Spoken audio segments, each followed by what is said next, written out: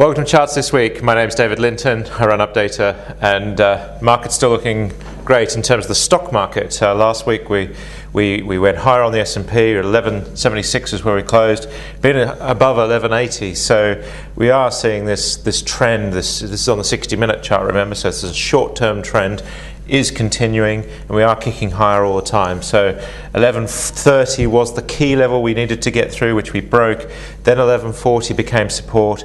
We had resistance at 1150 for a period at the end of last month, which we've now kicked through, and 1150 becomes our short-term support level for the market. So really, provided the S&P stays above 1150 in the short term, that's pretty good. So for this week, that's the really key level to watch.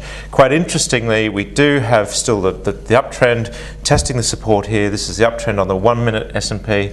Here we see that we've got 1192 as the target, 1179, which was given way back at 1160, was met and exceeded, so that's bullish. 1192 is the next level, and we have 1209, but that target is not activated. So there's another 33 points upside if we make new highs, but also we do have the downside targets now kicking in. 1154, which is activated, which would still be above our 1150 level, and 1142 again not activated. So we have conflicting counts, but we'd favour the upside targets because of the trend condition at the moment. So quite an interesting week. Keep an eye on how this 1 minute point and figure chart builds on your system, so you do keep getting the new targets coming in.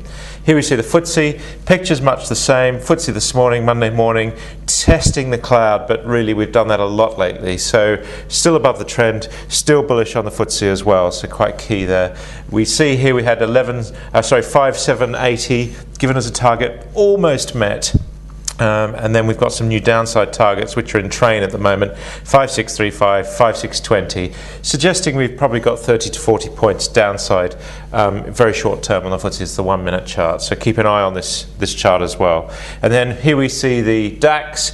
Here we see how we've broken out on the DAX. We were very range bound, unlike other markets where we were really congested for the last couple of weeks. Last week we broke out on the DAX, so the DAX is starting to look better as well. So stock market's generally still looking pretty good.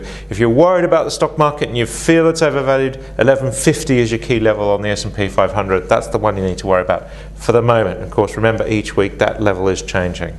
Here we look at currencies. We're starting to see a little bit of a kick back down on the euro here. So having had a massive run, the euro now looks like it might be retracing a little bit. So that's quite interesting as a backdrop this week. Here we see the 60-minute chart of the euro below the cloud. So we have been predominantly above the cloud. We did have a breach before, so what we'd be looking for this week is this breach over here going to be bigger than this breach? That's the key thing with the clouds.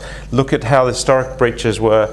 Are we going to see something more significant? But downward pressure on the euro this week. And if we look at the point and figure chart, this is the 1 minute chart again. Remember these targets changing as new price action comes in, so keep a close eye on this. But 138.80 was the downside target given on Friday. That's been met this morning, Monday morning. So we do have, and has been exceeded. Go to smaller box sizes still to get shorter term near side targets. And here we see the Aussie.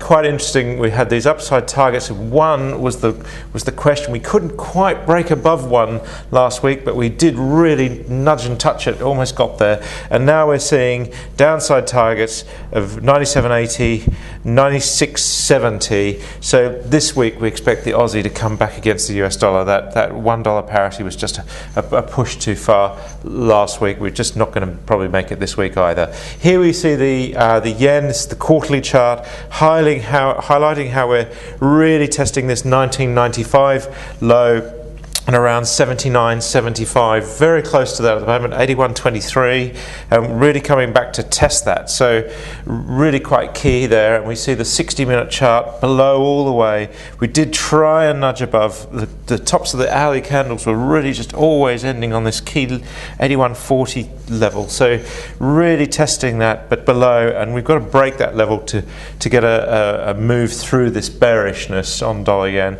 And here we see really would be amazing if we could break this 81.50. We've got an upside target then of 82.35. Very powerful quadruple top breakout. This is the 1 minute chart, but the downside targets rule at the moment. 80.95 was met. We've got 80.25 as the next near side target. So 80.25 is what we'd be looking for within the coming trading hours on the yen. Here we see the sterling chart.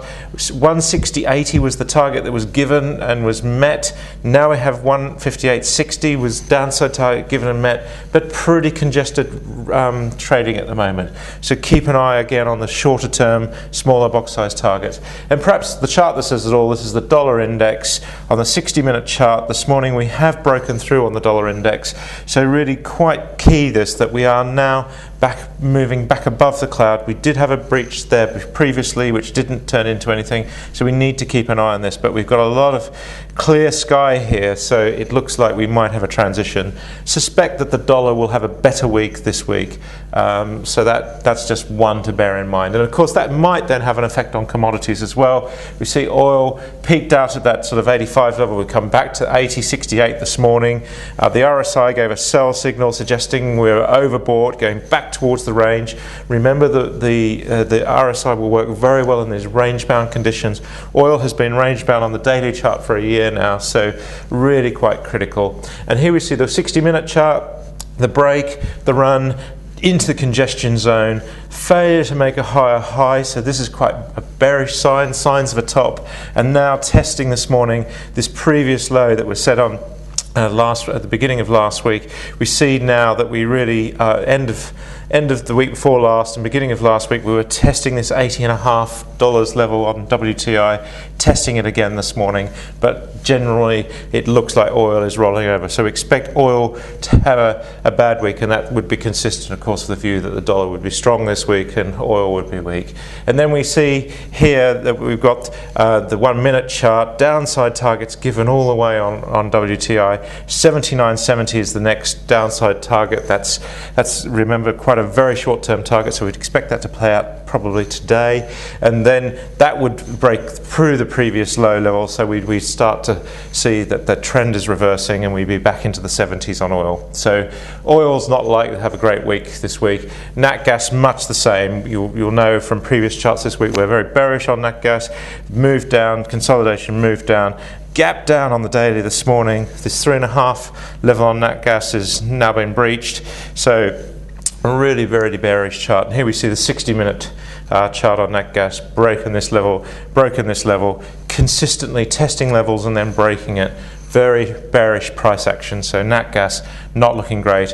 What effect will that have on European gas?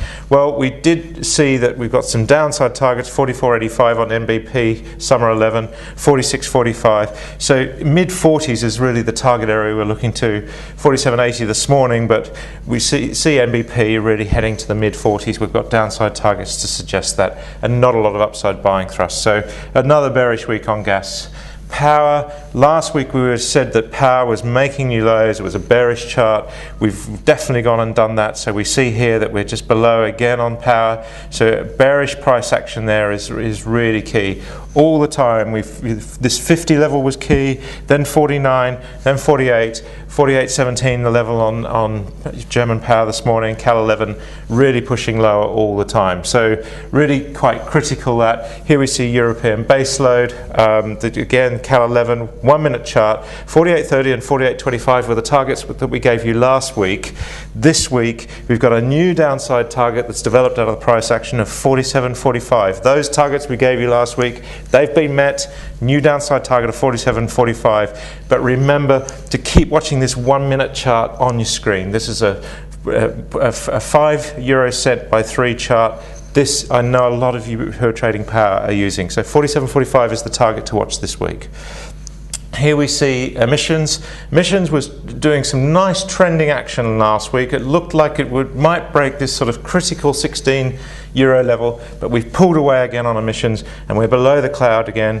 Downside pressure this week on emissions. And here we see the targets. These targets on the 1 minute chart, if you're trading the 10 cents on emissions, 10 cent by 3 chart, it's absolutely brilliant at giving the targets short term. 15.32, 15.31, 15.30. That's a really real cluster. It was pointing to that level last week. That's where we've headed this morning. We've got a new downside target of 1502, which has been activated. So it suggests that emissions are heading back to the 15 level this week. So not looking great. Some of you have asked me to comment on freight again. Freight, of course, is a much slower moving chart. This is the daily chart. 3,000 is the key level on the Baltic Dry freight index. If we can break above this 3,000, this would then be a recovery with a new higher high. Failing that, the other side, if we break below 2,400, then we're making a lower low. We'd be coming back to test this 1750 level. So freight is range bound at the moment, bullish above 3,000, bearish above 2,440. So that's the real key there. Gold, and the number of emails I've had about gold in the last week. Here we see the run in gold. It's absolutely stellar. It's broken out of this this regression trend, which does suggest that it's overbought on this time horizon. Here we see the 60-minute chart, and this has been going on for quite some weeks. We did have a temporary breach here. We've got the same this morning again. The lagging line's through, the price is through. We're in bearish territory short term on gold.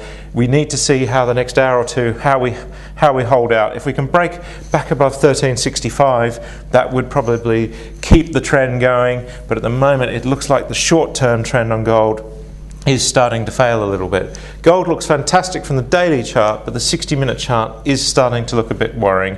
And then we get to the 1-minute chart. This chart's changing all the time, of course, as we get new price action emerging, we get new targets. 1359 was the downside target given at the end of last week, which we've met. 1352 is the target we're going for at the moment, and this 1331 is the big downside target. 1331 is probably a level which gold might come back $20 this week. So that's really the key on this, is just to keep an eye on these 1-minute charts for your targets. That's it for this week. Until next week, happy charting. See you then.